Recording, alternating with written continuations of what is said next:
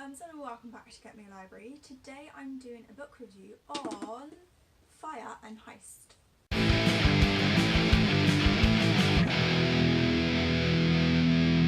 So this is by Sarah Beth Durst, and I got this in my Fairy Loot box for the month of December. So I've read this quite quickly.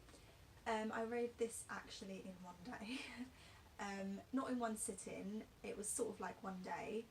I started on the 8th, and then I finished it this morning. But I was about 100 pages done, and it took me half an hour to finish the rest of it. So I will say that it took me about, I don't know, 3-4 hours to finish this book. So Fairy Loot, we're doing a read along at the moment this week. It starts on Monday and finishes on Saturday, I believe, unless I'm wrong, it might be Sunday. And you basically just read, I think it's about 4 chapters, and then you have like a discussion, then you do the next day another 4 chapters.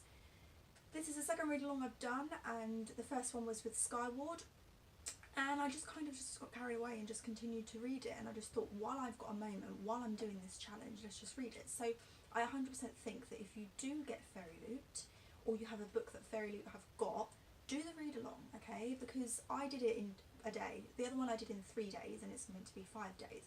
So the point is you can just continually read. It just gives you a moment to just get on with it and read. Okay, so let's give you the review on this book. So leading your first heist is a major milestone in Sky Hawkins' family, even more so than learning to talk, walk or do long division.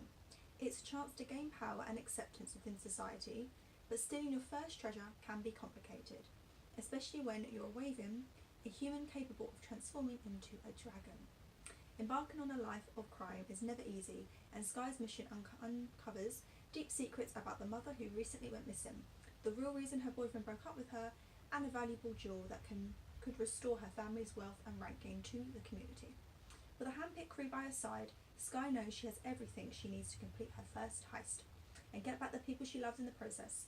But instead she ends up discovering a dark truth about were-dragon society, a truth that's more valuable and dangerous than gold or jewels could ever be. So already that sounds really good.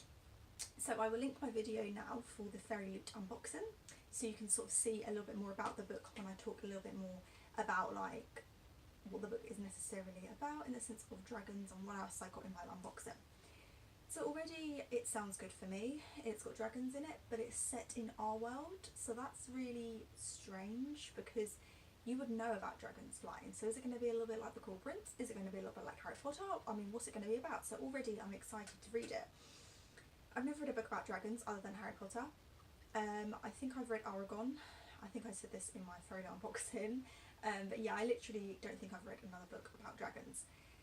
So although this is about dragons, I wouldn't say it was about dragons like Harry Potter or Aragon or other dragons like that. I would say it was about people. You don't see much of the dragons until sort of like about, I would say just over half away, maybe about 200 pages before the end. That's when you start to really see the dragons. Before that, you know that they're dragons, you know that they can turn into them, you know that they can breathe fire, you know that they are dragon people, but you don't see much of it until about where that marker is. So it's not one of those complete books on a dragon. So what's it about? So this girl called Sky lives with her brothers, 3 brothers, I said 2, 3 brothers and her father, and they are very rich, very, very wealthy. I don't think it actually told you where the book's set. I believe it's somewhere in America. It seems very American, but that's sort of, you know, the gist of it. So she lives with her dad and her 3 brothers. They live in this really nice house. They go on heists. She doesn't, her brothers and father do. And when they go on heists, they steal gold. And a lot of people in the book say that they steal from others. They like the same with them. They don't normally steal from humans unless it is on gold. Whereas with each other they will steal things that perhaps are very important to them, maybe to get leverage over each other. So everybody knows that dragons exist. They know that these people exist all over. It's a little bit more like fairy tales, when you know a fairy tale is real and you're living in that world. However, they don't actually transform into dragons. Spoiler, they can. You do see that, but not at the beginning. So although they can't actually change into dragons, they can breathe fire. Everybody knows about them. It goes back to like the 15th century when people knew about dragons. Someone, I believe they were a Spanish pirate or something like that, and they basically turned into a dragon, and that is the first time that people knew dragons existed. And obviously throughout history people have been more aware of it. All wyverns have to go to school, they have to go to college, they have to fit in, and they have to live a life like everybody else. Now they actually come from a place called home. That's where dragons reside, that's where they were from. We don't know too much about it until the book progresses.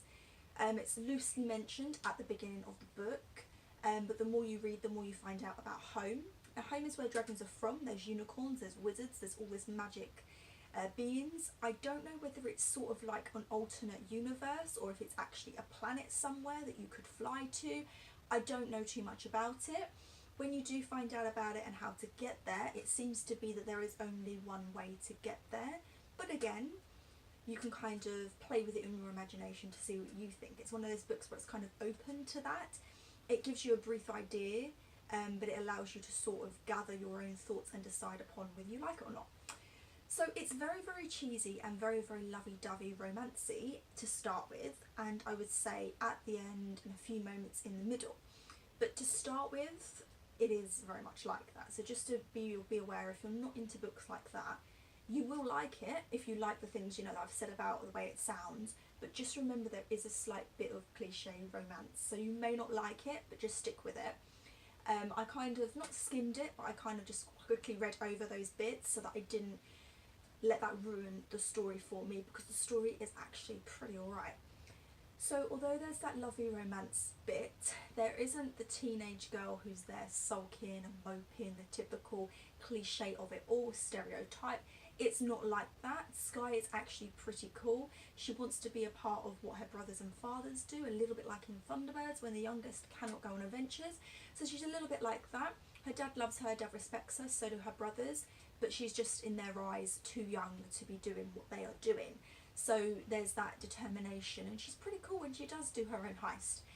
Her mother went missing, so her mother went on a heist to do something, which I won't tell you because that is a big major plot hole, or not plot hole, it's a major spoiler, and it'll be a big plot hole into what I'm about to say, so I'm not going to tell you at all what she was trying to do. So she basically goes missing. Their father does know, and he has sort of said to the sons, you know, blah blah blah, this is what's happened, but he hasn't told them the full story. Whereas with Sky, she went on a job and she's gone missing. That is all she knows. So the book is about her trying to figure out where her mum has gone, what her mum was doing, why, how, who, what, if, all of these questions. She gets a clue from somebody.